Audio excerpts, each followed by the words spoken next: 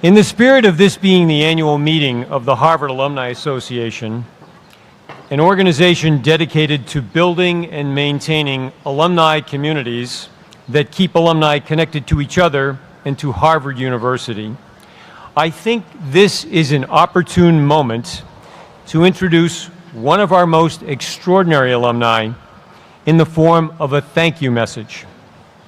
So, to our distinguished guest and fellow alumnus, Mark Zuckerberg,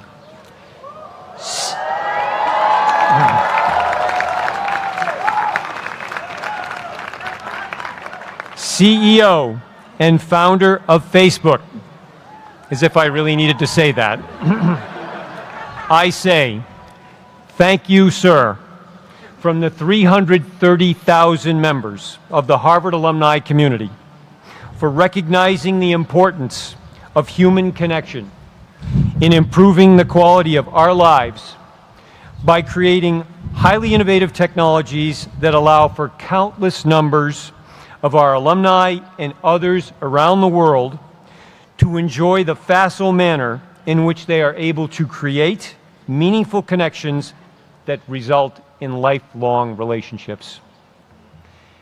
Thank you, sir, for staying on the mission of making the world a more open place. In this time when elements of free societies and cultures are making concerted efforts to promote insularity. Thank you also for collaborating with your life partner and fellow alumna, the brilliant and talented Dr. Priscilla Chan.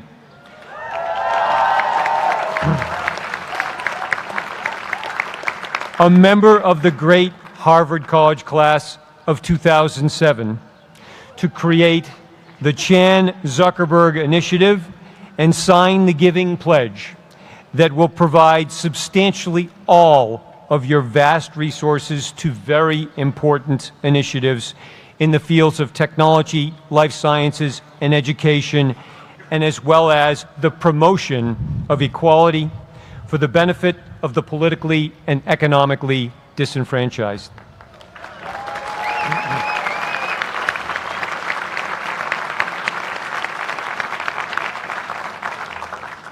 And I would be remiss on this special occasion if I did not say thank you for using your T-shirt wardrobe to demonstrate to the world that male sartorial elegance doesn't always present itself in a suit, tie, and cufflinks. Most importantly, thank you for being with us today on our special day. Ladies and gentlemen, it is my high honor to introduce Dr. Mark Zuckerberg.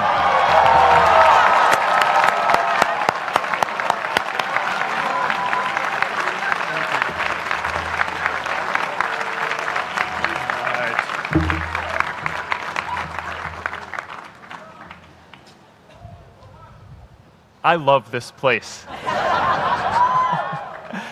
Thank you all for coming out in the rain, the pouring rain. We're going to make this worth it for you. President Faust, Board of Overseers, faculty, friends, alumni, proud parents, members of the ad board, and graduates of the greatest university in the world.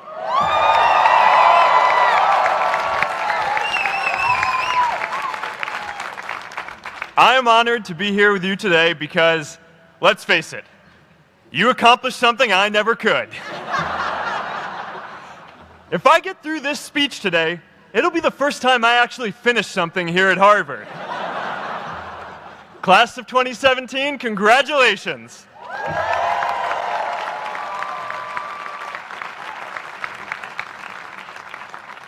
Now, I'm an unlikely speaker today, not just because I dropped out, but because we're technically in the same generation. We walked this yard less than a decade apart. We studied the same ideas and slept through the same Act 10 lectures. We may have taken different roads to get here, especially if you came all the way from the quad. But today, I want to share what I've learned about our generation and the world we're all building together. But first, these last couple of days have brought back a lot of good memories. How many of you remember exactly where you were and what you were doing when you got that email telling you got into Harvard?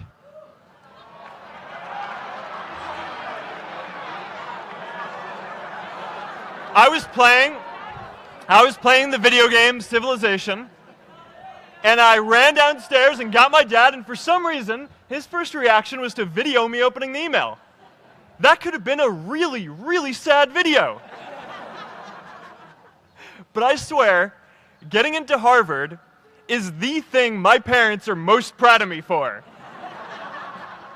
My mom is nodding. You all know what I'm talking about. Look, guys, it's tough to beat this. You'll see when you get out there. How many of you remember your first lecture here at Harvard? Mine was Computer Science 121 with the incredible Harry Lewis. Harry. I was running late for class, so I threw on a t-shirt, and I didn't realize until afterwards that I put it on inside out and backwards, and my tag was sticking out the front. I couldn't figure out why no one in class would talk to me. Except for this one guy, KX Jin. He just went with it. We started doing our problem sets together, and now he runs a big part of Facebook. And that, class of 2017, is why you should be nice to people.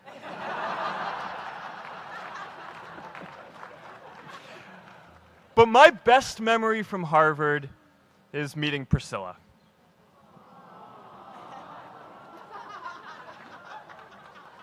I had just launched this prank website, FaceMash, and the ad board wanted to see me. Everyone thought I was going to get kicked out. My parents drove up here to help me pack my stuff. My friends threw me a going-away party. Who does that? As luck would have it, Priscilla was at that party with her friends, and we met in line for the bathroom in the Foho Bell Tower, and in what must be one of the all-time most romantic lines, I turned to her and said, "I'm getting kicked out in 3 days, so we need to go on a date quickly." Actually, any of you graduating today can use that line. I'm getting kicked out today. We need to go on a date fast. I didn't end up getting kicked out. I did that to myself. Priscilla and I started dating, and, you know, that movie made it seem like FaceMash was so important to starting Facebook. It wasn't. But without FaceMash, I never would have met Priscilla. And Priscilla's the most important person in my life. So you could still say it was the most important thing I built in my time here.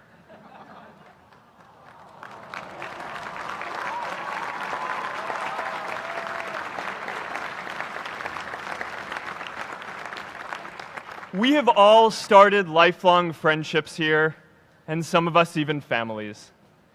That's why I'm so grateful to this place. Thanks, Harvard.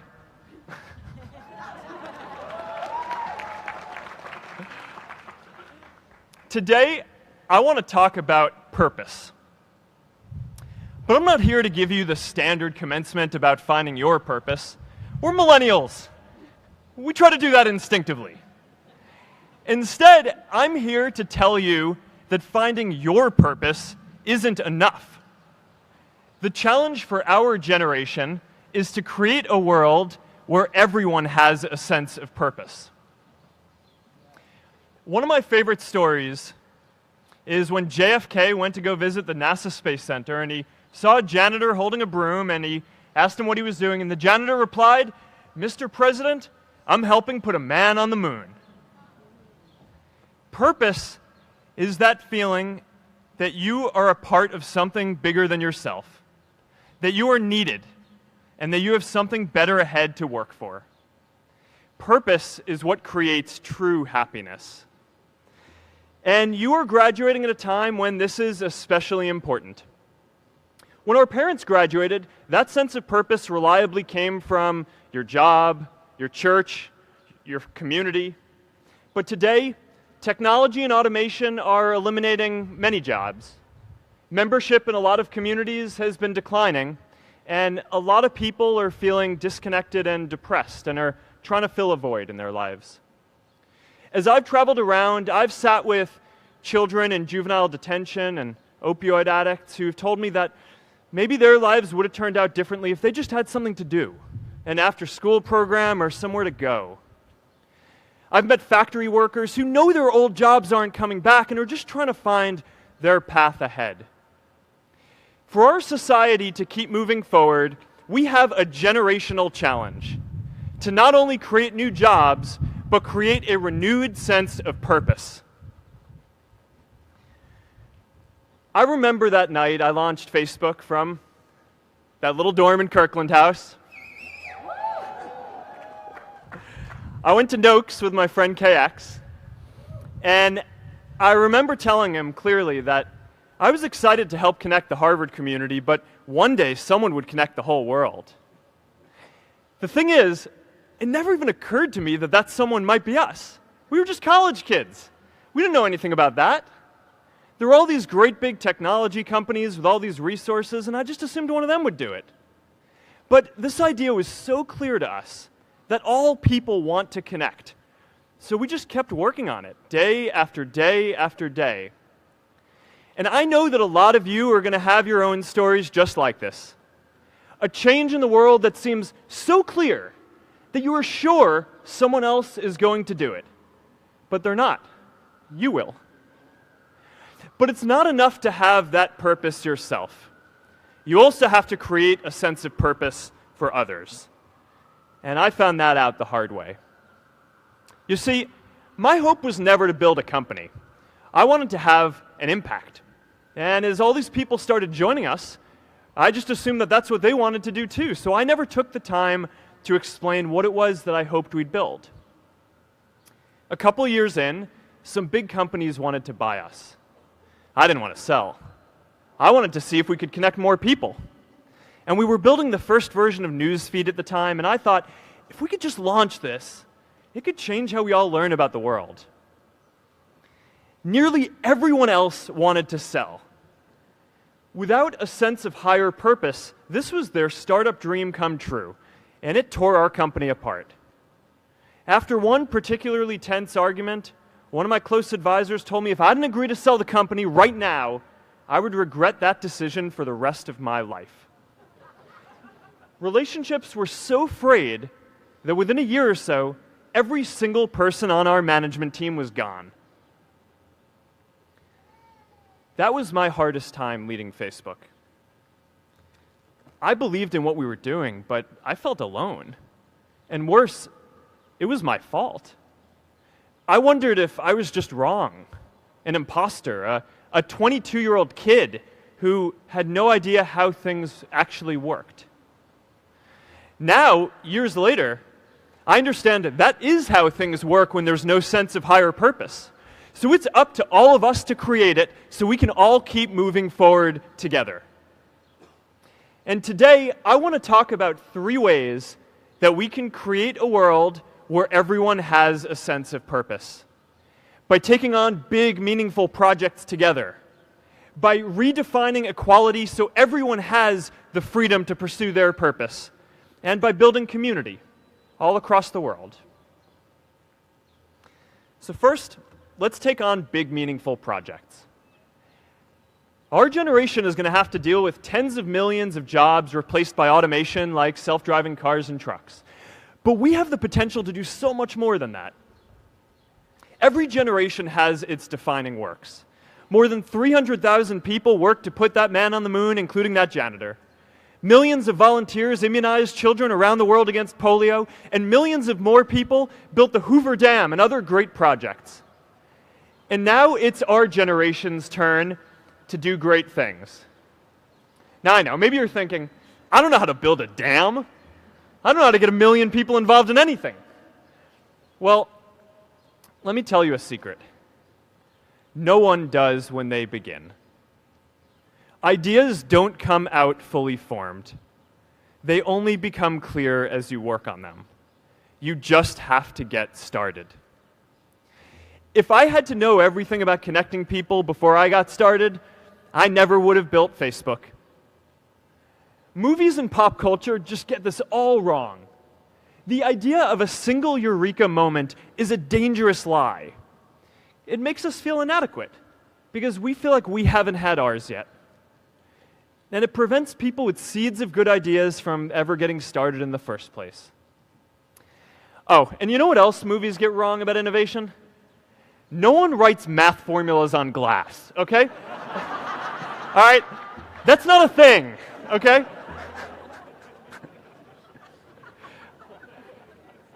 It's really good to be idealistic, but be prepared to be misunderstood. Anyone working on a big vision is going to get called crazy, even if you end up right. Anyone taking on a complex problem is going to get blamed for not fully understanding it, even though it's impossible to know everything up front. Anyone taking initiative will always get criticized for moving too fast because there's always someone who wants to slow you down. In our society, we often don't take on big things because we're so afraid of making mistakes that we ignore all the things wrong today if we do nothing. The reality is, anything we do today is going to have some issues in the future. But that can't stop us from getting started. So what are we waiting for? It is time for our generation-defining great works. How about stopping climate change before we destroy the planet and getting millions of people involved, manufacturing and installing solar panels? How about curing all diseases and getting people involved by asking volunteers to share their health data, track their health data, and share their genomes? You know, today, our society spends more than 50 times as much treating people who are sick as we invest in finding cures so people don't get sick in the first place. It makes no sense. We can fix this. How about modernizing democracy so everyone can vote online? And how about personalizing education so everyone can learn? These achievements are all within our reach. Let's do them all in a way that gives everyone in our society a role. Let's do big things, not just to create progress, but to create purpose.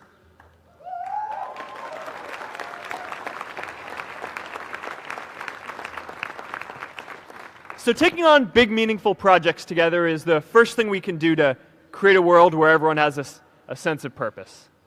The second is redefining our idea of equality so everyone has the freedom to pursue their purpose.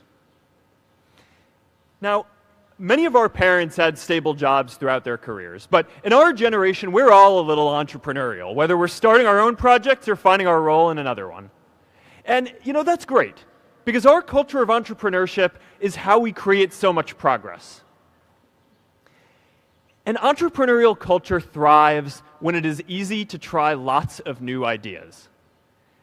Facebook wasn't the first thing I built. I also built chat systems and games, study tools and music players, and I'm not alone. J.K. Rowling got rejected 12 times before she finally wrote and published Harry Potter. Even Beyoncé had to make hundreds of songs to get Halo. The greatest successes come from having the freedom to fail.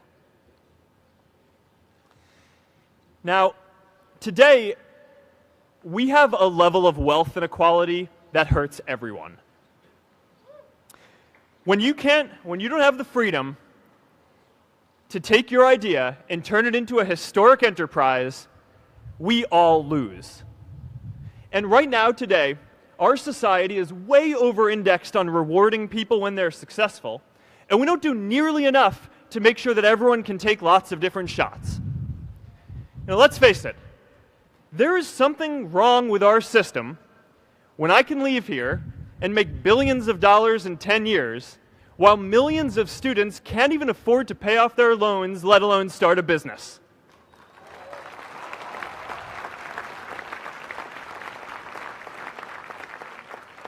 Look, I know a lot of entrepreneurs, and I don't know a single person who gave up on starting a business because they were worried they might not make enough money. But I know too many people who haven't had the chance to pursue their dreams because they didn't have a cushion to fall back on if they failed.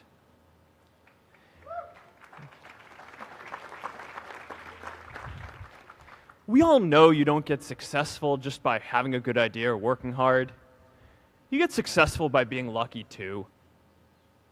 If I had to support my family growing up instead of having the time to learn how to code, if I didn't know that I was going to be fine if Facebook didn't work out, then I wouldn't be standing up here today. And if we're honest, we all know how much luck we've had to get to this point in our lives. Every generation expands its definition of equality. Previous generations fought for the vote and civil rights. They had the New Deal and Great Society. And now it's time for our generation to define a new social contract.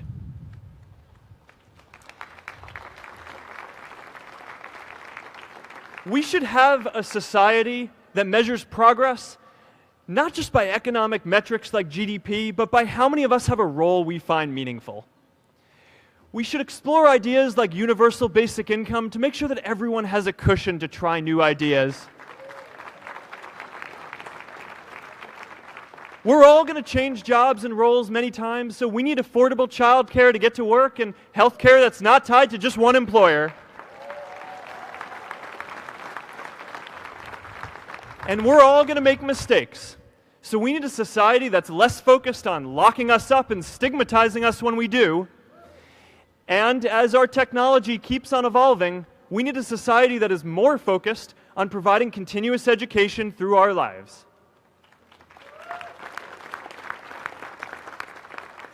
And yes, giving everyone the freedom to pursue purpose isn't going to be free. People like me should pay for it. And a lot of you are going to do really well, and you should too.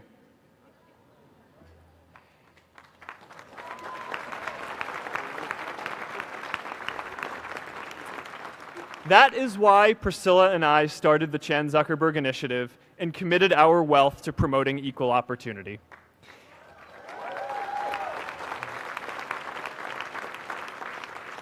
These are the values of our whole generation.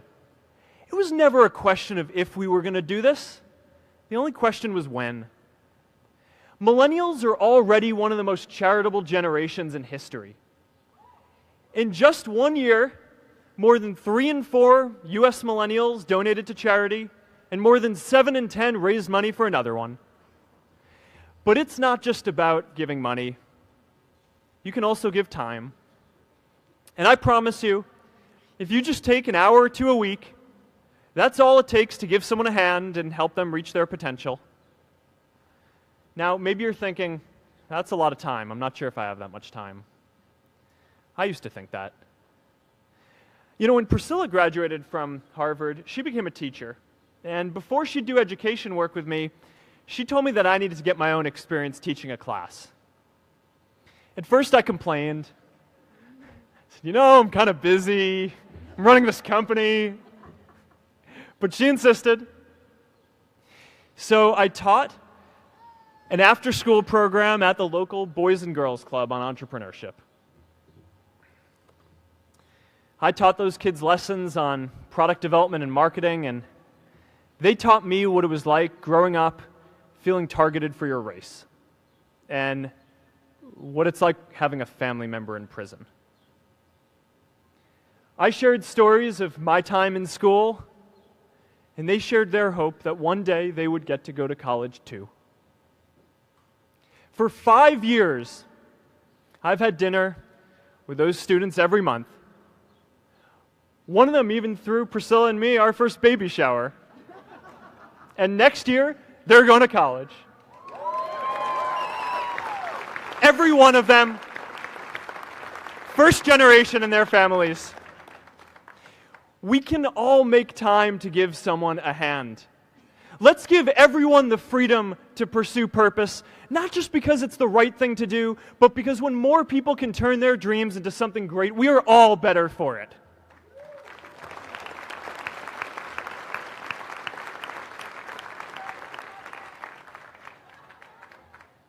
Purpose doesn't only come from work.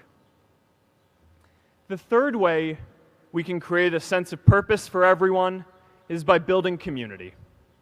And in our generation, when we say purpose for everyone, we mean everyone in the world. Now, quick show of hands. How many of you here are from another country? All right, now keep your hands up. How many of you are friends with one of these folks? Now we're talking. See, we have grown up connected. In a recent survey of millennials around the world, asking what most defines our identity, the most popular answer wasn't nationality, ethnicity, or religion. It was citizen of the world.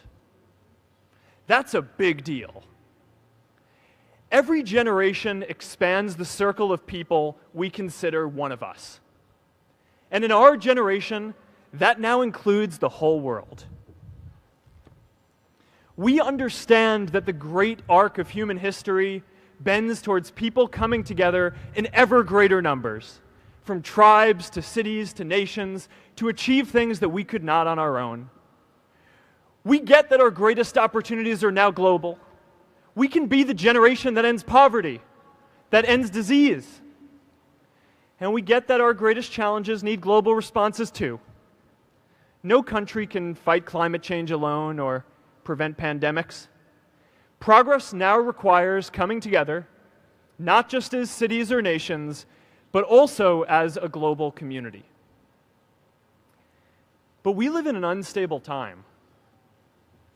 There are people left behind by globalization across the whole world. And it's tough to care about people in other places when we don't first feel good about our lives here at home. There's pressure to turn inwards. This is the struggle of our time. The forces of freedom, openness, and global community against the forces of authoritarianism, isolationism, and nationalism. Forces for the flow of knowledge, trade, and immigration against those who would slow them down. This is not a battle of nations. It is a battle of ideas. There are people in every country for more global connection, and there are good people against it. And this isn't going to be decided at the UN either. It's going to happen at the local level when enough of us feel a sense of purpose and stability in our own lives that we can start to open up and care about everyone else too. And the best way to do that is to start building local communities right now.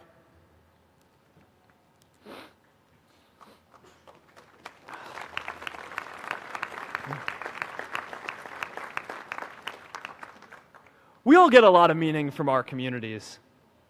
Who here's from Elliott House? How about Lowell?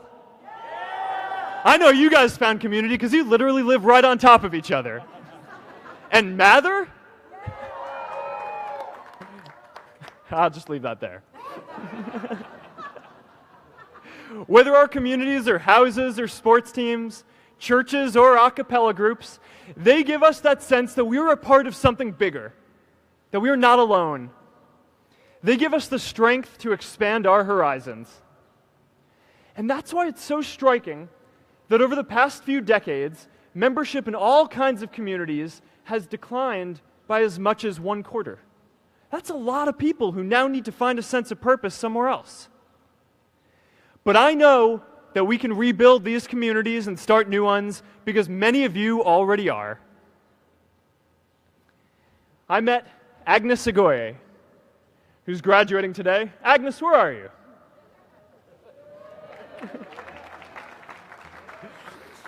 Agnes spent her childhood navigating conflict zones with human trafficking in Uganda, and now she's trained thousands of law enforcement officials to keep communities safe.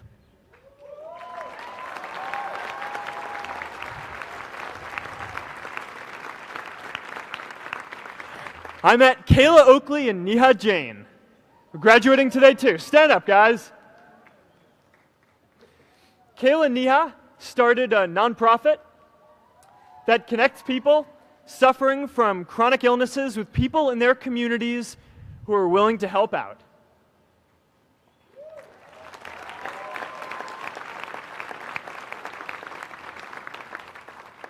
And I met David Razu Aznar, who's graduating from the Kennedy School today. David, stand up. David is a former city councilor who fought to make Mexico City the first Latin American city to pass marriage equality, even before San Francisco.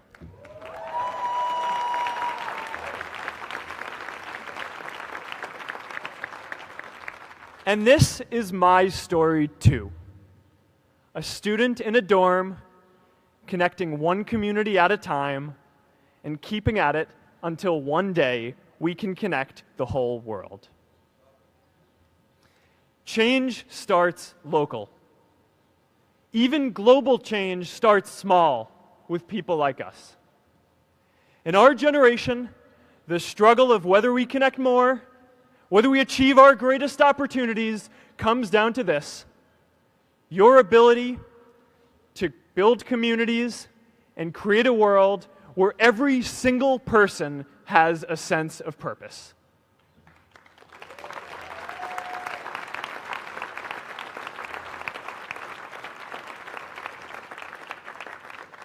Class of 2017, you are graduating into a world that needs purpose.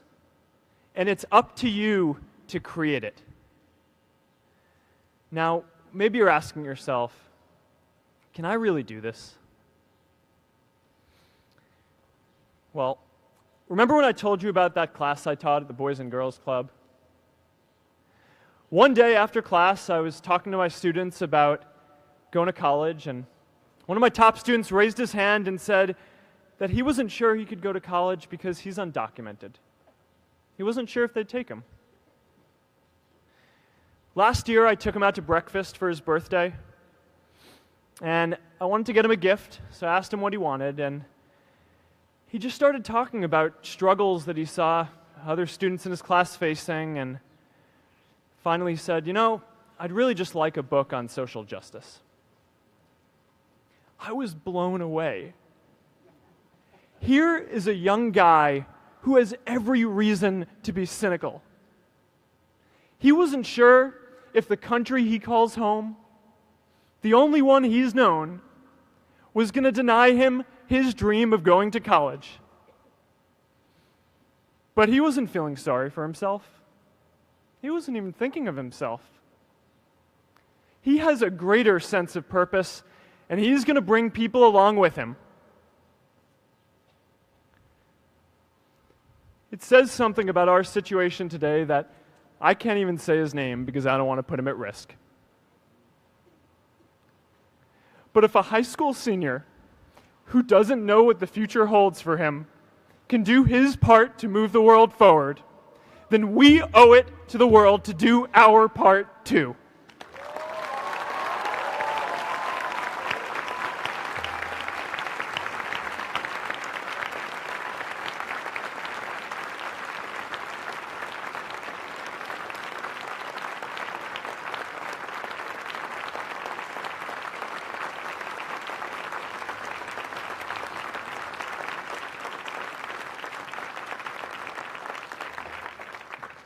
So before you walk out those gates one last time, and as we